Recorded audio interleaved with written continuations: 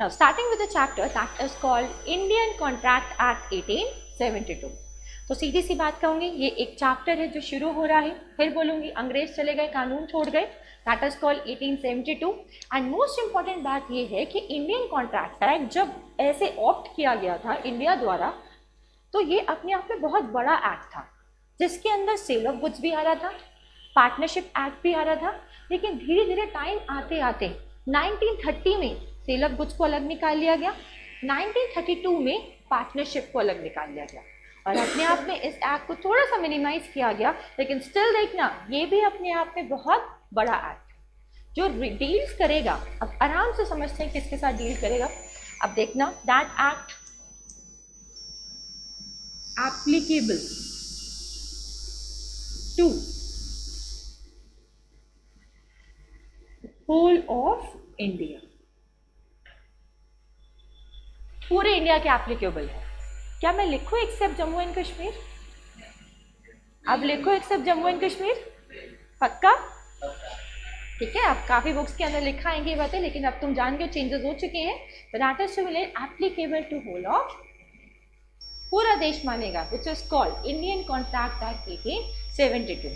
जो बातचीत किसकी कर रहा है सिर्फ और सिर्फ, ध्यान से देखना, पहली चीज ये बात किसकी कर रहा है? कॉन्ट्रैक्ट की. कॉन्ट्रैक्ट किसमें होता है? किसमें होता है? दो तो पार्टीज की पूछ ली. कॉन्ट्रैक्ट कौन सी एक्टिविटी में होता है? इकोनॉमिक या नॉन इकोनॉमिक? इकोनॉमिक. और इकोनॉमिक चीज किसमें होती है? बिजनेस में. तो यस, तो कहा कॉन्ट्रैक्ट टर्म हम यूज करते हैं एक एक्टिविटी में which is to be known as business. तो कहा कॉन्ट्रैक्ट बिजनेस में होता है. तो अगर बिजनेस में कॉन्ट्रैक्ट है तो कौन सा लॉ फॉलो करने वाले हो?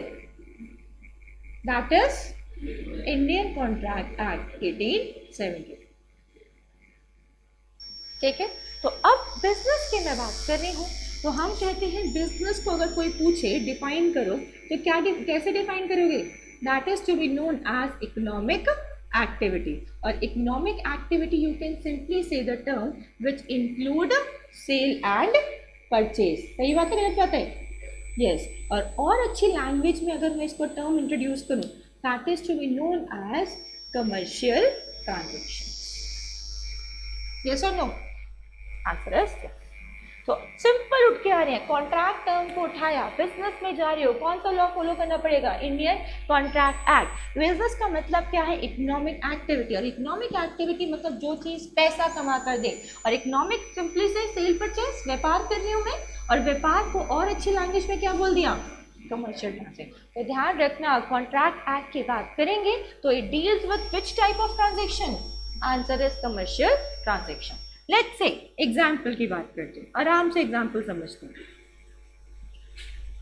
ध्यान से देखना. चलो, राम ने इनवाइट किया प्रियंका को. ऐसी वैसी प्रियंका नहीं है, प्रियंका चोपड़ा. ठीक है, उसको इनवाइट किया. किस लिए? आजा प्लीज, डिनर के लिए आजा.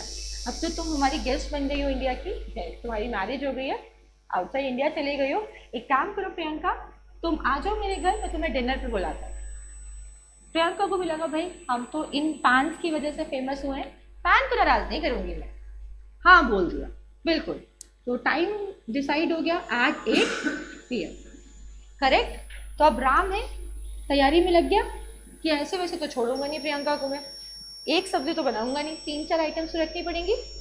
Now he is getting to preparing yourself for Priyanka's dinner. Second पापा प्रॉमिस कर रहे हैं पप्पू को. ठीक है, किस चीज का? बेटा पढ़ ले, एंट्रेंस क्लियर कर ले अपना, फटाफट फाउंडेशन निकाल ले, तुझे मैं क्या गिफ्ट करूंगा? ठीक है, बाइक गिफ्ट करूंगा. पप्पू को लग रहा है अरे वाह, चलो पढ़ाई करने पे बाइक मिल रही है. तो पप्पू क्या लग गया अब? पढ़ने में. तो यहाँ बिजी कौन हो गया? ठीक है. नाउ मीना प्रॉमिस करती है चलो ठीक है, इसके कहने पे टीना को प्रॉमिस करवा देती हूँ कि मैं तुम्हें 100 kg राइस डिलीवर करूँगी एट ₹10,000। ठीक है, और डेट भी बता दी ऑन 25 अगस्त। ठीक है, डेट भी बता दी। तो अब प्रिपेयरिंग मीना कर रही है कि भाई 100 kg राइस डिलीवर करने हैं, टीना वेट कर रही है कि हाँ भाई बिल्कुल देगी मुझे इस तारीख को। वो भी निश्चिंत होकर बैठी है कि मेरे पास सामान जैसे आएगा मैं आगे कस्टमर्स को डिलीवर कर दूँगी। तो ध्यान से देखना, 3 ट्रांजेक्शन हमारे पास चल रही है, बढ़िया से चल रही है। ऐसा ही हमारा डेली रूटीन में भी होता है। तो सीधी सी बात है, अब पहली वाली ट्रांजेक्शन में वापस आओ। राम ने इनवाइट किया तो प्रियंका को, अब राम लग भी गया कि हाँ भाई मैं खाना बना रहा हूँ अच्छा खासा, 8 बजे प्रियंका आने वाली है। लेकिन ठीक 7:30 बजे Priyanka Chopra refuses to come. यार सॉरी, निक जॉन्स ने आने से मना कर दिया मुझे। ठीक है, आने से मना कर दिया। राम को जोरदार गुस्सा आ रहा है, कहाँ सिर्फ मूंगी की दाल और रोटी खानी थी, चल चावल भी खा लेता, लेकिन इसके चक्कर में एक्स्ट्रा पनीर बनाया। इतनी महंगी सब्जी जो सीजन में नहीं थी वो भी बना डाली, मेरा इतना नुकसान कर दिया। अपने आप को क्या समझती है इतनी बड़ी है, तो इसको मैं बताता हूँ। अब मेरा क्वेश्चन ये है यहाँ पे, देखो कुटाई तो करेगा नहीं, हम मार कुटाई पे बिलीव नहीं रखेंगे, क्योंकि हम क्या पढ़ रहे हैं, लॉ। लॉ कहता है सॉल्यूशन, या तो कुटाई कर लो या मेरे पास आ जाओ, यानी कोर्ट कहता है मेरे पास आ जाओ, लॉ की मान लो। अब क्वेश्चन तुमसे है, is Ram Shiv Priyanka? Is Ram Shiv Priyanka? Answer देना, भावनाओं में आंसर मत देना, because emotions has no value in the eyes of law. कोई ये आंसर ना दे कि इतनी बड़ी स्टार पे कौन केस करेगा, ये आंसर मत देना। ठीक है, दूसरा, पप्पू बढ़िया से पढ़ा, फाइनली फाउंडेशन क्लियर भी कर गया, सब कुछ बहुत अच्छा सा रहा। भागता हुआ पापा के पास जाता है, पापा पापा मेरी बाइक। अब बीइंग अ पापा तुम सब जानते हो पापा क्या रिप्लाई करेंगे है ना, सबसे पहला कुछ, बेटा बाइक दिलाऊंगा, पक्का दिलाऊंगा, आगे तो क्लियर कर ले, अभी आगे है, फिर फाइनल है, फिर ट्रेनिंग है, यही आंसर देंगे ना। पप्पू को जोरदार गुस्सा आया। Is Pappu take action against papa? को ये मत बोलना कि पापा पे कौन केस फाइल करेगा, यार थप्पड़ ही पड़ेगा एक तो। ये आंसर मत देना, because emotions has no value in the eyes of law. Now Tina wait कर रही है कि भाई 25 अगस्त को मुझे मिलेगा सामान, और ये भी बड़ी शानी निकली। इसने क्या बोला कि सॉरी टीना बहन, मैं तुझे नहीं प्रोवाइड कर सकती, मैंने मिस रिया से बात कर ली है, मैं उसको गुड्स प्रोवाइड करूंगी। बात क्लियर हुई? यहाँ गुस्सा किसको आया? गुस्सा आया क्योंकि इसके चक्कर में किसी और से परचेज नहीं किया, किसी और से डीलिंग नहीं की। Now question arises, is Tina can file suit against Meena? Yes और नो? फर्स्ट का आंसर यस, सेकंड का यस, थर्ड का यस, चौथा पूछा नहीं वरना नो ही हो जाता। Reason reason reason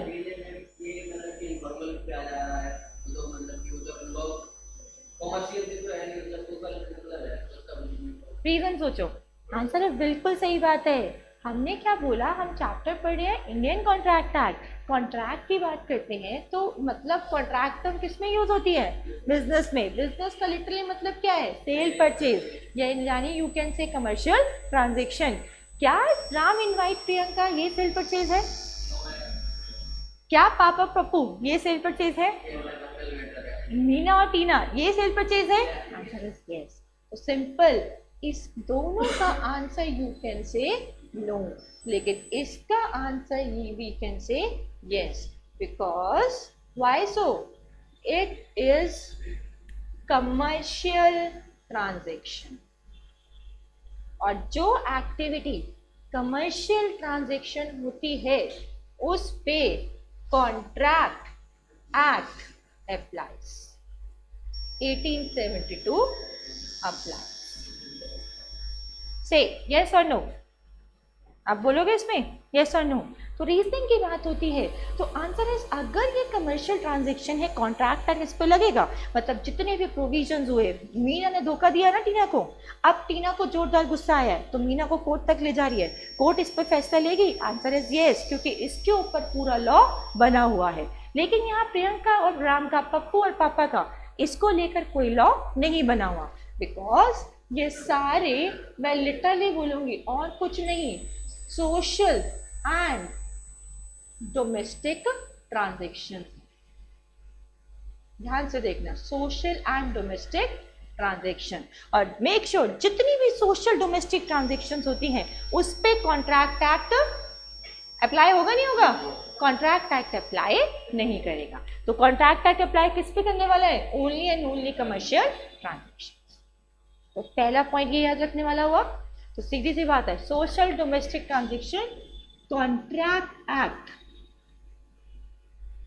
1872 does not apply, और अगर अप्लाई नहीं करेगा तो प्रोविजंस लगेंगे, तो यहाँ पे केस की बात होगी, सीयू, सीयू मतलब केस फाइल करना, उसकी बात होगी, आंसर इज श्योर। अब लिख सकते हो आराम से, that is you can say the basic conception, और you can say the starting term of which is called Indian Contract Act 1872.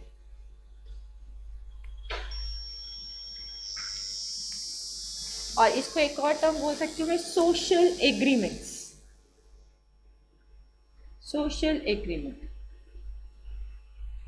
और सोशल डोमेस्टिक ट्रांजेक्शंस, जिसमें contract Act 1872 does not apply.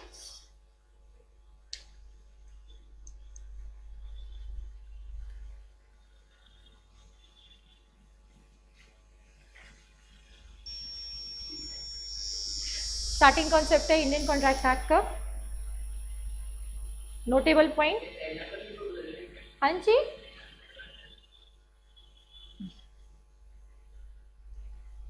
सब कुछ बढ़िया से समझ आएगा फिर शुरू से लेकर अंत तक।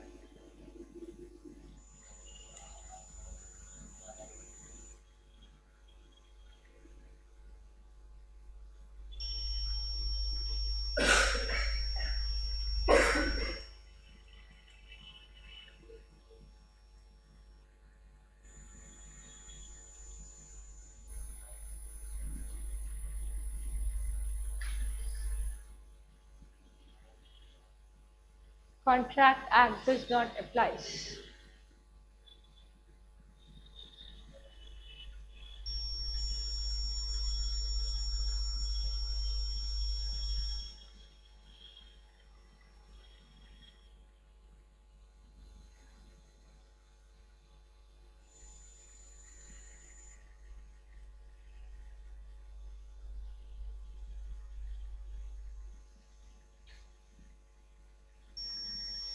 तो अगर कोई क्वेश्चन पूछे कॉन्ट्रैक्ट एक्ट किस पे अप्लाई करेगा, तो literally answer whole of India, सारे इंडिया के ऊपर एप्लीकेबल है। और ट्रांजेक्शन्स कौन सी होनी चाहिए, answer is commercial transaction. Commercial transaction है तो कॉन्ट्रैक्ट एक्ट अप्लाई करेगा, अदरवाइज सोशल एग्रीमेंट है, डोमेस्टिक ट्रांजेक्शन है तो उस पर एक्ट अप्लाई नहीं करेगा। अप्लाई करने का मतलब है, तो अगर कोई पर्सन अपने वादे से मुकरता है, कोई पर्सन कहता कुछ है करता कुछ और है, और वो एक्टिविटी बिजनेस रिलेटेड है, तो उसके ऊपर कॉन्ट्रैक्ट एक्ट अप्लाई हो जाएगा। Okay, now move to next topic, that is you can say basic concept of contract act, कहाँ पे अप्लाई होगा कहाँ पे नहीं। Now understand the meaning of contract. आराम से कॉन्ट्रैक्ट का मीनिंग समझते हैं।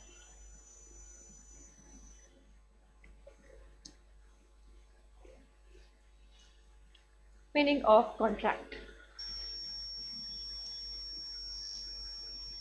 बढ़िया आगे, ठीक है।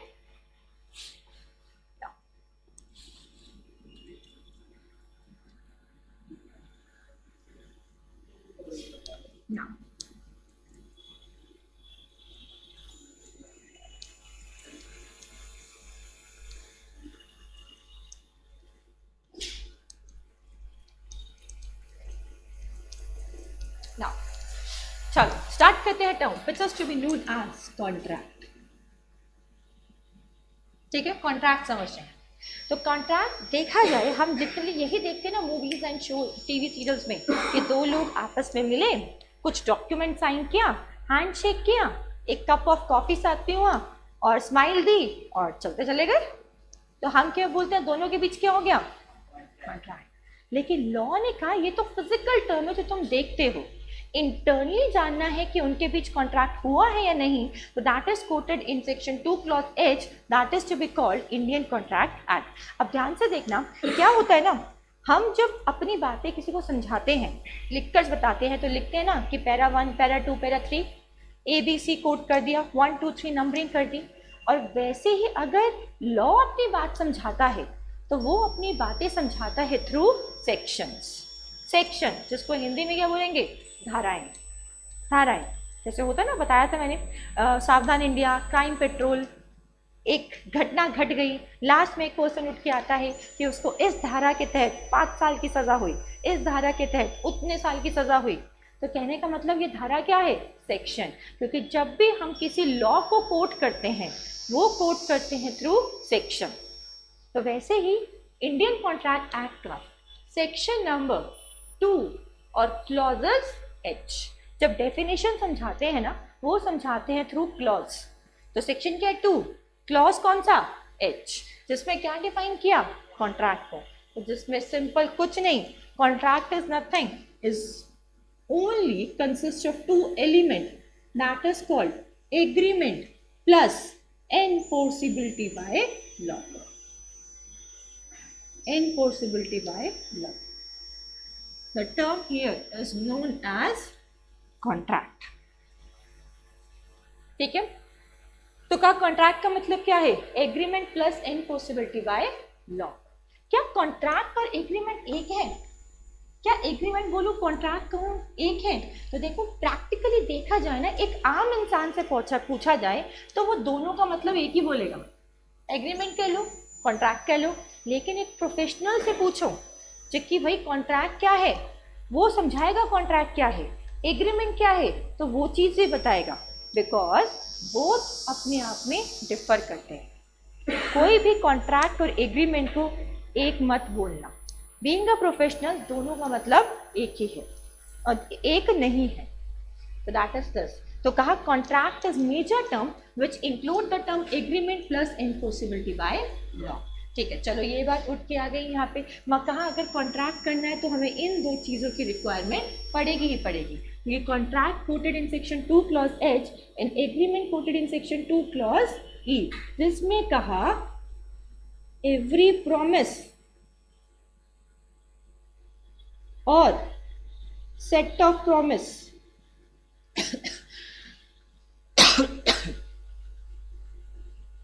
forming consideration for each other, forming consideration for each other।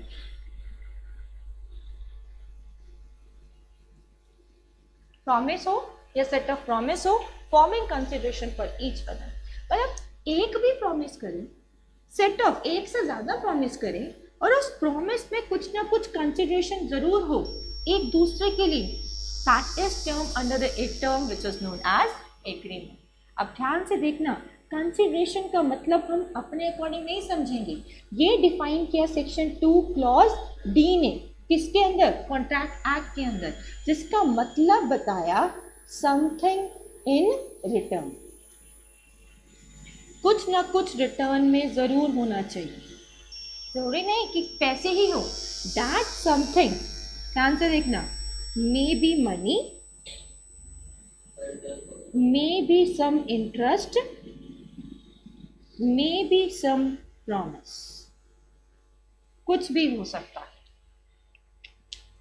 तो दैट समथिंग इन रिटर्न, ये नोटेबल वर्ड है, पैसा भी हो सकता है, कोई इंटरेस्ट भी हो सकता है, इवन कोई प्रॉमिस भी हो सकता है। कहा एक पर्सन प्रॉमिस भी दे। अब याद करो हमारे पहले वाले एग्जाम्पल में हमने जब प्रियंका राम की बातचीत चल रही थी, पप्पू पापा के प्रॉमिस की बात चल रही थी, तो वो क्या चीज़ थी, कॉन्ट्रैक्ट या एग्रीमेंट? एग्रीमेंट, क्योंकि एग्रीमेंट ने क्या बोला, प्रॉमिस और सेट ऑफ प्रॉमिस, जिसके रिटर्न में कोई ना कुछ बात चल सकती है। लेकिन अभी एक क्वेश्चन और माइंड में अराइज होगा, भाई हम उसको एग्रीमेंट को वैल्यू दे क्यों? क्योंकि एग्रीमेंट तो बोलकर हुआ था ना, लिखकर थोड़ी हुआ था। तो देखो लॉ ने बोला है एग्रीमेंट में बी, बिल्कुल may be oral as well as in writing. बस बात इतनी है, ओरल को प्रूफ करना थोड़ा टफ पड़ जाता है। It's better to have everything in writing. Otherwise oral agreement भी वैलिड एग्रीमेंट होते हैं, लेकिन कुछ चीजें ऐसी होती है जिसमें सब कुछ राइटिंग में होना चाहिए, लाइक लैंड रिलेटेड डॉक्यूमेंट्स। कहते हैं ना कोई आज से जमीन तेरी, तो भाई ऐसे मत मानना, क्या बोलोगे? लिख कर दे, ठीक है?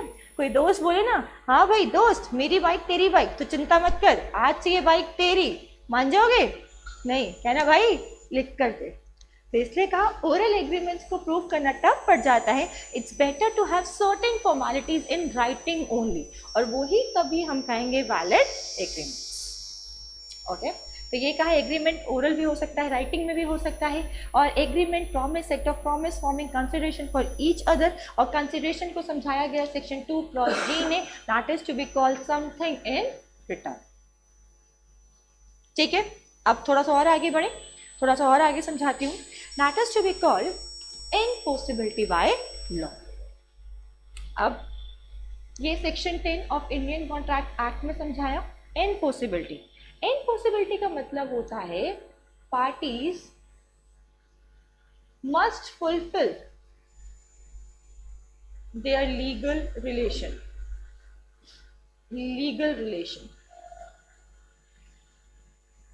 रिलेशंस। पार्टीज को अपनी लीगल रिलेशन जरूर निभाना है। क्या फ्रेंडली रिलेशन की बात हुई? किसकी बात हुई है? लीगल का मतलब लॉफुल, वो रिलेशनशिप जो बनाया किसने? लॉ ने। तुम बोलोगे आज दोस्त घूमने चलें, बता यार आज लंच बाहर करेंगे, क्या ये लीगल रिलेशनशिप है? तो लीगल रिलेशनशिप क्या होता है? Activities which include commercial transaction, cell purchase. बता मेरा घर खरीदेगा, क्या ये लीगल रिलेशनशिप है? क्या मेरी गाड़ी खरीदोगे, ये रिलेशनशिप है? क्या मेरे गोडाउन से राइट्स परचेज करोगे, ये लीगल रिलेशनशिप है? आंसर इज यस, बिकॉज यहाँ पे हमारी मेन इंटेंशन है बिजनेस को प्रमोट करना, ना कि फ्रेंडली रिलेशन निभाना। तो कहा जहां पे जिस एक्टिविटी में, अब ध्यान से सुनना, कॉन्ट्रैक्ट तक पहुंचना है, एग्रीमेंट तो चाहिए होगा, और उसके साथ साथ अगर जिस एक्टिविटी में इंसान की मंशा इनफोर्सिबिलिटी बाय लॉ नहीं होगी, क्या हम कॉन्ट्रैक्ट तक पहुंच पाएंगे? तो आंसर, अगर कॉन्ट्रैक्ट चाहिए तो क्या होना चाहिए? Agreement plus enforceability by law. बात यह है सारी स्टेटमेंट क्या कहलाई जाएंगी, लेकिन उस स्टेटमेंट को लॉ की मान्यता मिल जाए, पार्टीज की इंटेंशन है लीगल रिलेशन क्रिएट करना, तो वो क्या बन जाएगा? और जिस स्टेटमेंट को लॉ की मान्यता नहीं मिलेगी, पार्टीज की इंटेंशन लीगल रिलेशन क्रिएट करना नहीं है, तो हम कहां तक रह गए? एग्रीमेंट तक। तो अगर एग्रीमेंट रह गया तो कॉन्ट्रैक्ट एक्ट लगेगा? आंसर इज नहीं, क्योंकि चैप्टर का नाम क्या है? तो अप्लाई भी क्या करेगी? सिर्फ commercial transaction, that is contract.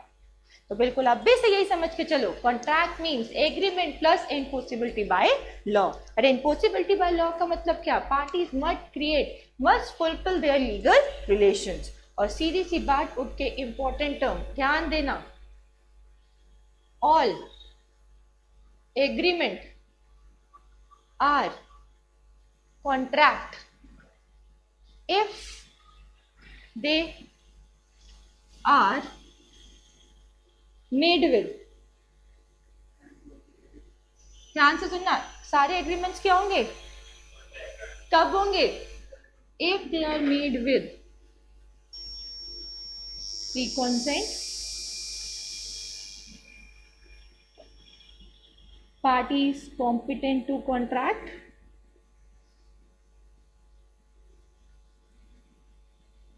Competent हो कॉन्ट्रैक्ट के लिए, लॉफुल कंसिडरेशन हो as well as object, all agreement expressly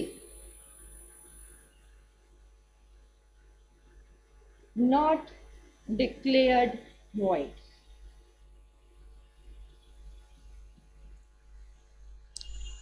तभी जाके हम क्या बोलेंगे, सारे कॉन्ट्रैक्ट्स आर एग्रीमेंट्स। आराम से देखो, समझो, लिखो। तो ऑल एग्रीमेंट्स और कॉन्ट्रैक्ट, सब सारे एग्रीमेंट कॉन्ट्रैक्ट तब बनेंगे जब एनफोर्सिबिलिटी बाय लॉ होगी। एनफोर्सिबिलिटी बाय लॉ के लिए हमें इन सब चीजों की requirement, that is this.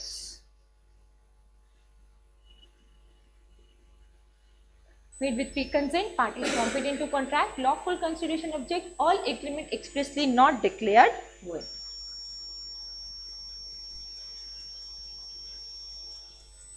Free consent की अगर बात करें, फ्री कंसेंट की बात करें तो कहा दोनों parties must be having smiley face. दोनों पार्टीज खुश होनी चाहिए। अगर कोई रो रहा है, इनमें से परेशान है, दुखियारा है, तो लॉ ने कहा मे बी इसके साथ फ्रॉड हुआ होगा तभी परेशान है बिजनेस में, मे बी अनड्यू इन्फ्लुएंस हुआ, बिल्कुल अनड्यू इन्फ्लुएंस हुआ, कोर्शन हुआ इसके साथ। हम सीखना, फ्रॉड हुआ, अनड्यू इन्फ्लुएंस हुआ, कोर्शन हुआ, or you can say misrepresentation,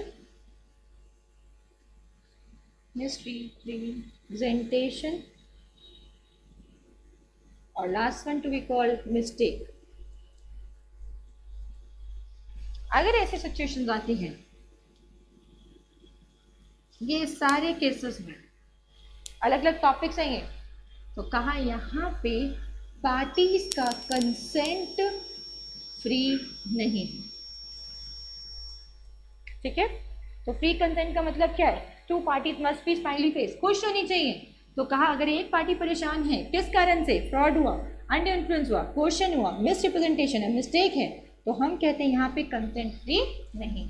consent मतलब सहमति, विचार नहीं मिल रहे, इस कारण से नहीं मिल रहे। बिल्कुल basic, that is called contract act. Parties competent to contract होनी चाहिए। कॉम्पिटेंट का मतलब होता है कैपेबल, और कौन कौन कैपेबल है, तो answer is majority of age, sound mind person, और नॉट डिस्क्वालिफाइड बाय लॉ।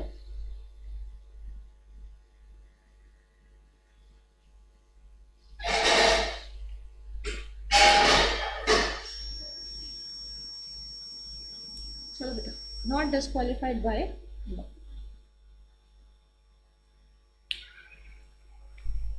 ठीक है, तो कहा पार्टीज कॉम्पिटेंट टू कॉन्ट्रैक्ट की अगर हम बात कर रहे हैं तो कौन कौन कैपेबल नहीं है, तो आंसर इज वो सॉरी, कौन कौन कैपेबल है, कैपेबल मतलब एलिजिबल फॉर डूइंग कॉन्ट्रैक्ट, जिसकी मेजॉरिटी ऑफ एज मेजर है, यानी माइनर नहीं होना चाहिए, अनसाउंड माइंड नहीं होना चाहिए, और not disqualified by law, court law द्वारा डिस्क्वालीफाई ना हो, तो हम कहते हैं ये सारे person to be known as competent to contract. ठीक है, नेक्स्ट कहा लॉफुल कंसिडरेशन, लीगल कंसिडरेशन होनी चाहिए। तो कंसिडरेशन का यहाँ मतलब बता चुकी हूँ, क्या था, something in return, something in return. और लॉ कहता है वो जिसकी must value in eyes of law, in eyes of law, कि लॉ भी कहता है कि बिल्कुल ये चीज तुम दो, बिल्कुल दो, वैल्यूबल है, लीगल है, that is you be known as something in return. और वो समथिंग क्या हो सकता है, बता चुके। And apart from that, object की बात करें तो ऑब्जेक्ट का लिटरली मतलब है हियर पर्पस, बिल्कुल सही होना चाहिए। अब सीधी सी बात है, मिस्टर ए पैसे देते हैं मिस्टर बी को, पकड़े दोस्त 1 लाख रुपए, जा अपनी वाइफ को डिवोर्स दे दे, क्या कॉन्ट्रैक्ट है ये, तो ठीक है, तो कॉन्ट्रैक्ट में क्या चीज गलत है, पर्पस, क्योंकि ऐसे मोरालिटी के अगेंस्ट, पब्लिक पॉलिसी के अगेंस्ट थी। अब किसी का डिवोर्स कराना पैसों के दम पे, ये भी हम कहते हैं पब्लिक इंटरेस्ट में नहीं है। तो ऐसा कहा ऑब्जेक्ट यानी पर्पस अच्छा नहीं, तो ऐसे कॉन्ट्रैक्ट लॉफुल नहीं होते। और वो सारी एग्रीमेंट्स, वो सारी बातें जो अपने आप में वॉइड ना हो। वॉइड का लिटरली मतलब होता है बेकार, कहती हूँ मैं लिटरली, वो activity which is seized by law, that is known as void. Like child marriages है तो एग्रीमेंट, लेकिन अपने आप में पूरे बेकार, तो कहा वो क्या कॉन्ट्रैक्ट बन पाएंगे? बिल्कुल।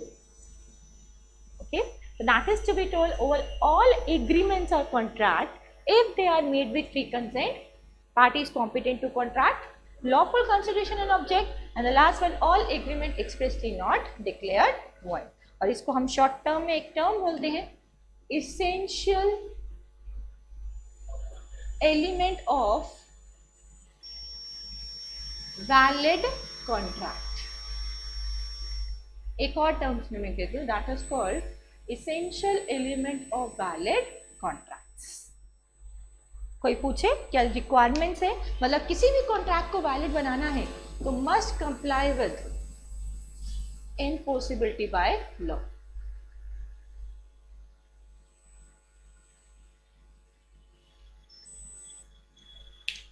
That's has to be called this।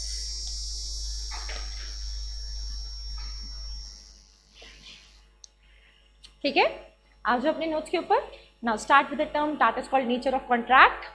और हम सब जानते हैं नेचर ऑफ कॉन्ट्रैक्ट की बात करें तो contract has been defined as an, देखो फटाफट, has been defined as agreement which is enforceable by law, that is section number 2 clause H। Contract consist of 2 essential elements, कौन कौन सी? Agreement and enforceability by law. ठीक है, agreement की बात कही तो given in section 2 clause E, every promise and every set of promise forming consideration for each other। देख लो फटाफट, फिर कह रहा है एग्रीमेंट में कुछ नहीं, अब जो चीज रह गई छोटी सी बात, एग्रीमेंट की अगर मैं बात करूं consist of 2 term, one is offer and another to be known as acceptance। ठीक है, तो कहा agreement consist of 2 terms, consist of offer plus acceptance. अब ऑफर, क्या मेरा घर खरीदोगे, क्या मेरी गाड़ी खरीदोगे, तो what I am doing, offer.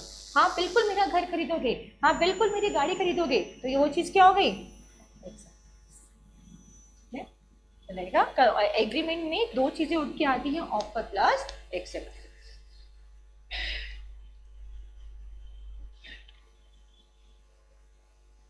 तो देखो फटाफट, ऑफर एक्सेप्टेंस की बात हो गई, ऑफर को एक और नाम से जानते हैं, that is called proposal.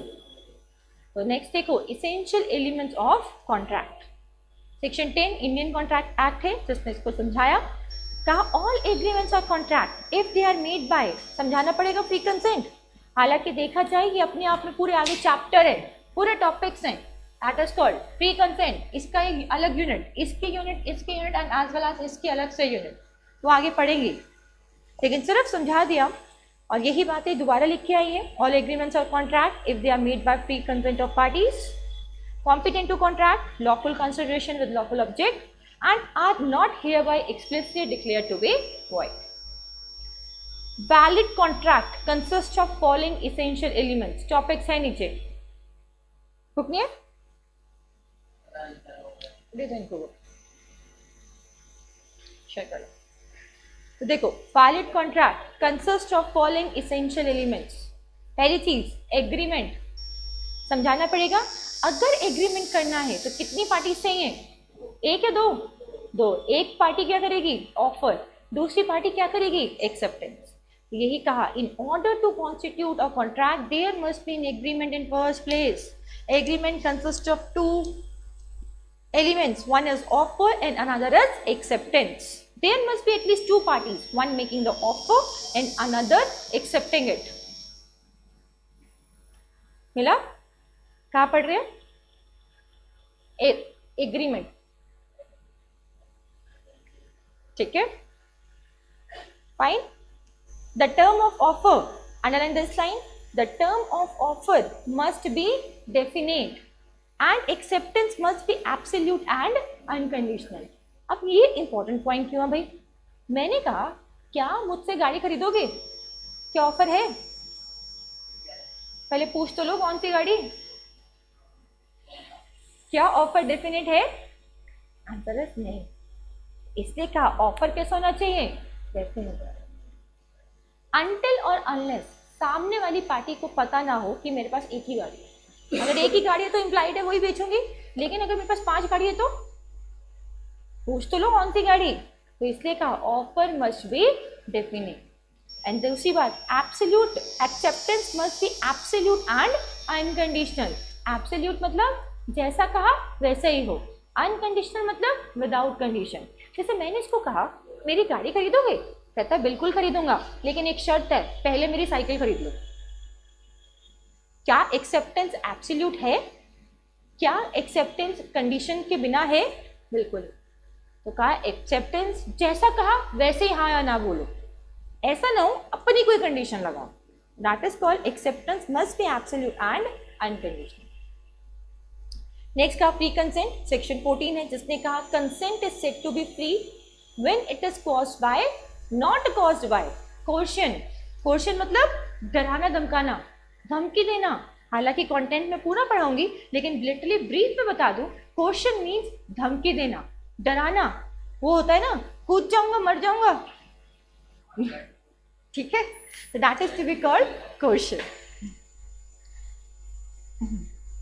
Undue influence, undue influence का मतलब होता है जब कोई इंसान अपने आप को सुपीरियर पोजीशन में समझे और सामने वाले को नीचा दिखाने की कोशिश करे, तो हम कहते हैं ना उसका माइंड कंट्रोल में नहीं है, हम सामने वाले को माइंड को कंट्रोल कर रहे हैं, तो that is to be known as undue influence.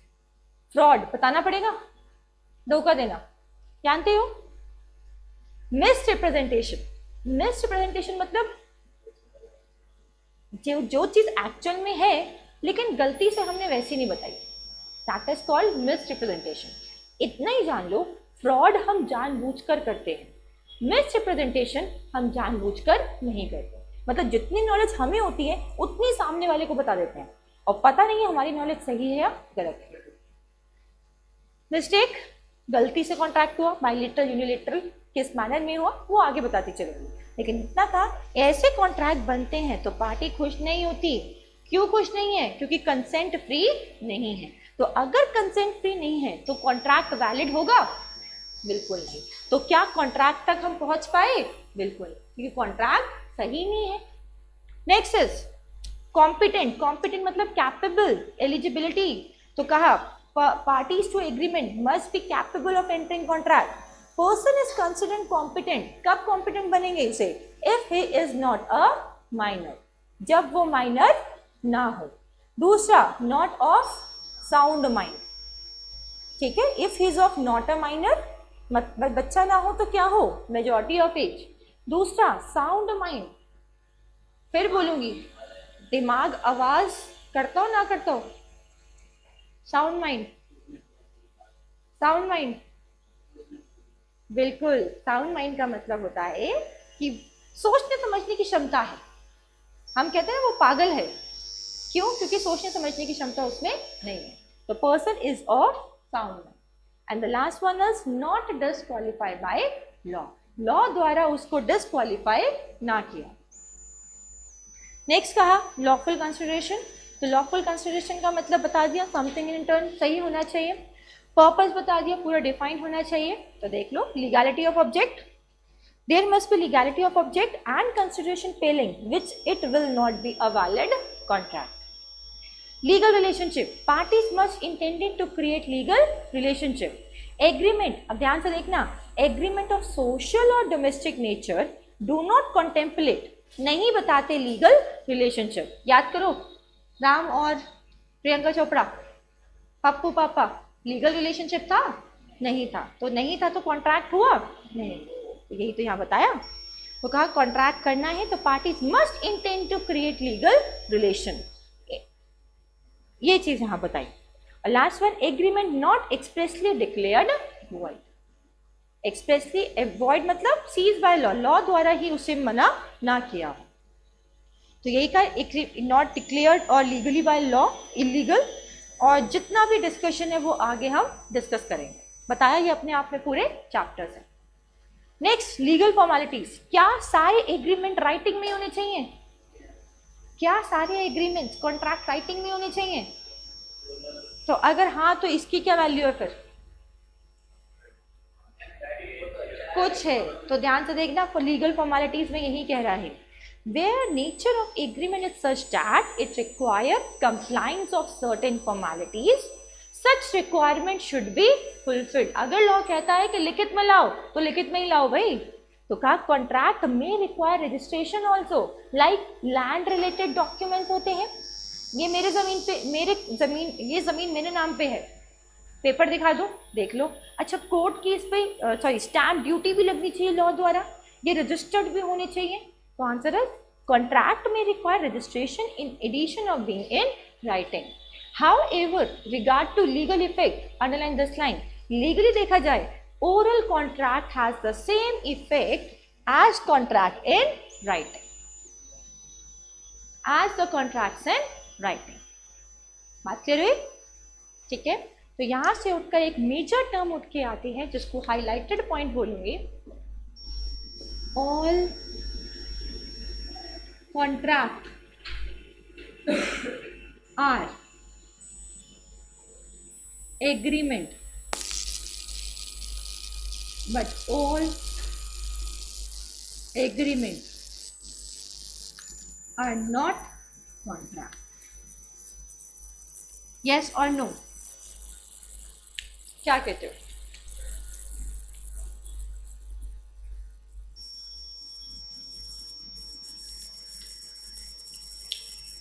सारे कॉन्ट्रैक्ट क्या हैं?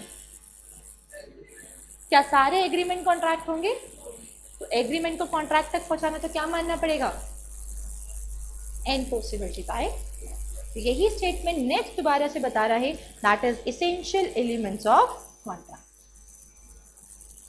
देख सकते हो जैसे लिखा है बात बोल्ड लेटर्स में, टू पार्टीज होनी चाहिए। पार्टीज नीचे लिखा है ना टेबल में, parties intended to create legal relationship. Formalities comply करो, कोई कुछ चीज राइटिंग में रजिस्टर्ड होनी चाहिए, स्टैम्प ड्यूटी पे होनी चाहिए। सर्टिनिटी ऑफ मीनिंग, सर्टिनिटी मतलब डेफिनेट। अभी बताया था ना कि मैं गाड़ी बेचती हूँ, लेकिन पूछ तो लो कौन सी। मैं पूछती हूँ मुझसे 10 लीटर्स ऑफ ऑयल परचेज करोगे, क्या ऑफर वैलिड है? क्यों? कौन सा ऑयल? Mustard, coconut, olive. तो यही का certainty of meaning. And the last one, possible होना चाहिए of performance of an agreement, कि जो भी एग्रीमेंट करो that must be possible of completing the entire task. ठीक है, बात क्लियर हुई? That is to be called the content and starting concept of nature of contract. ठीक है, अभी